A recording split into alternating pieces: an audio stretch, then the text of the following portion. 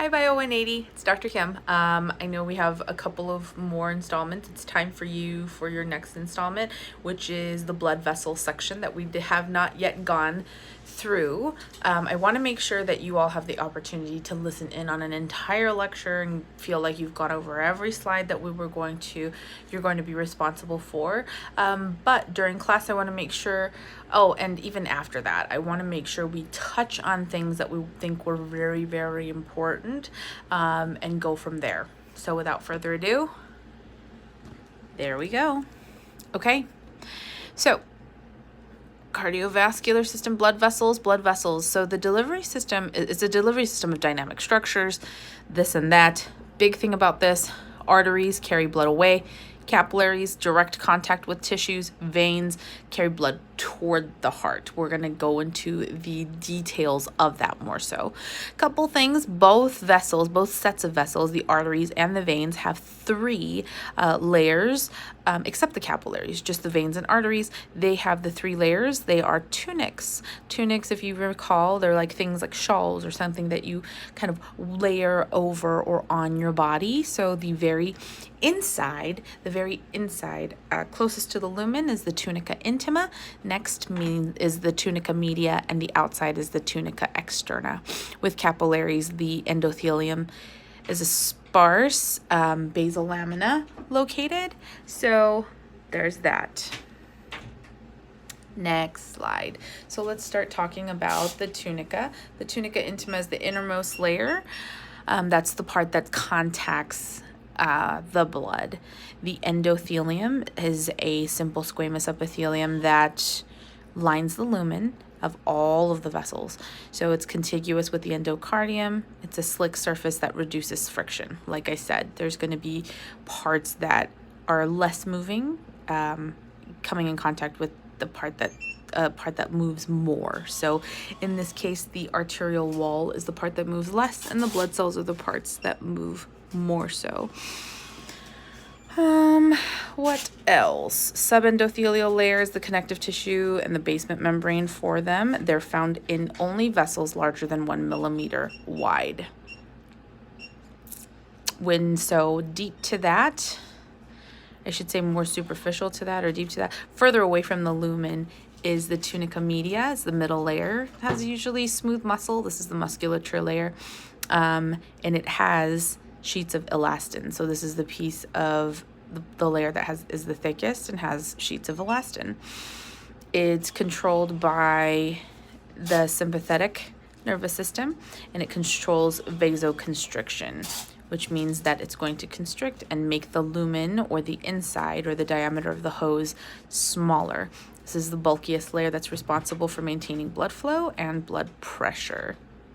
So there's that. As far as the difference between the artery and the vein, this middle layer is the hugest difference. The arteries are going to have much larger or more smooth muscle to withstand the resistance of the peripheral resistance from the arterial blood pressure. Then brings us to the layer furthest away from where the blood goes or blood touches. It's going to be the tunica externa, or the adventitia. It's the outermost layer. It's composed mostly of loose collagen fibers that protect and reinforce the wall, and it anchors it into the surrounding structures.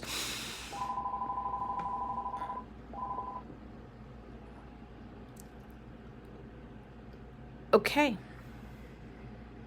So you have the arteries that are divided into three groups based upon size. There's the elastic arteries, the muscular arteries, and the arterioles.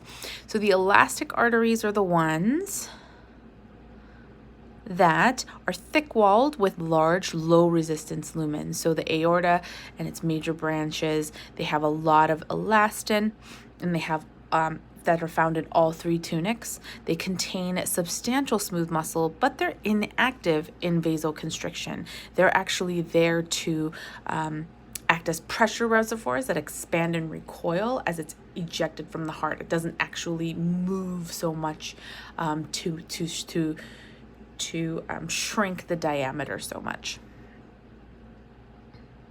Okay, so also They act as pressure reservoirs so that it allows for continuous blood flow downstream, even between heartbeats. So it's not like start and stop, that it actually continues to have blood flow.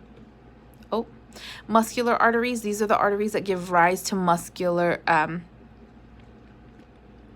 the elastic arteries give rise to muscular arteries, which means that when it gets smaller, you get the muscular arteries that deliver body, because they deliver blood to the body organs. These diameters, range from pinky finger to pencil lead size. This is actually the named arteries are mostly muscular arteries. These are the facts that I would want you to know on a test. So as far as an elastic artery, the major branches, like the one that I told you about earlier, like the ones that go into the head and neck area, the major branches are going to be more elastic, as opposed to the other ones in the periphery are more muscular arteries. They have the thickest tunica media and more smooth muscle, less elastic tissue. The tunica media sandwiched is sandwiched between two elastic membranes. This is the one that's active in vasoconstriction. So these are the factoids that I would really want you to know for a test.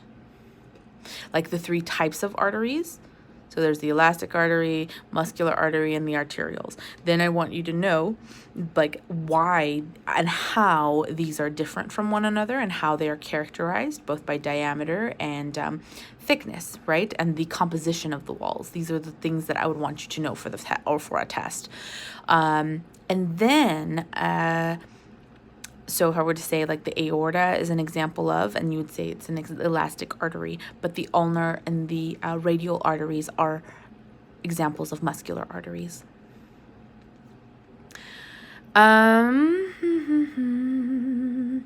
So arterioles is the smallest of all of the arteries. The larger arterioles contain all the 3 tunics. The smaller arterioles are mostly single layer smooth muscle surrounding endothelial cells. This is the control valve, so to speak, that controls flow into the capillary beds via vasodilation and constriction of smooth muscles. So if there's some kind of nick somewhere, or if it's going to stress the cells out in that area to push too much blood, it will cause localized constriction to control the flow. This ability to do that, it's also called resistance. Because of their ability to do that, they're also called resistance arteries, because of the changing diameters change the resistance of blood flow. These give rise to capillary beds, which brings us to the capillary beds. So the capillary they're microscopic vessels. They're one single cell height in thickness, so that they can actually have the blood cells just kind of have to go in single file. The walls are just a thin tunica intima, and they're the smallest vessels, and basically one cell forms the entire circumference. Pericytes are pericytes, not parasites, right? Spider-shaped stem cells that help stabilize the capillary walls. They control the permeability, meaning what comes in and what goes out, and they play a role in vessel repair. The biggest function of the capillary bed is this is where all the gas exchange, the nutrient exchange, and all of those exchanges happen. This is the primary function of the capillary bed. They supply almost every cell except for cartilage, epithelia, cornea, and the lens of the eye. Okay, so the capillaries supply almost every cell with all of the exchange that it goes through, except for cartilage, epithelia, cornea, and lens of the eye. Just so you know, this is a type of amazing question that might show up on your test. Okay. All capillary endothelial cells are joined by tight junctions with gaps called intercellular clefts. They allow for passage of fluids and small solutes. The capillary bed is an interwoven network of capillaries between arterioles and venules, which is called microcirculation, which is the flow of blood through that bed. Okay, this is why we all really emphasize microcirculation when it comes to fingers, toes, sensation, skin integrity, graft versus host type things, and also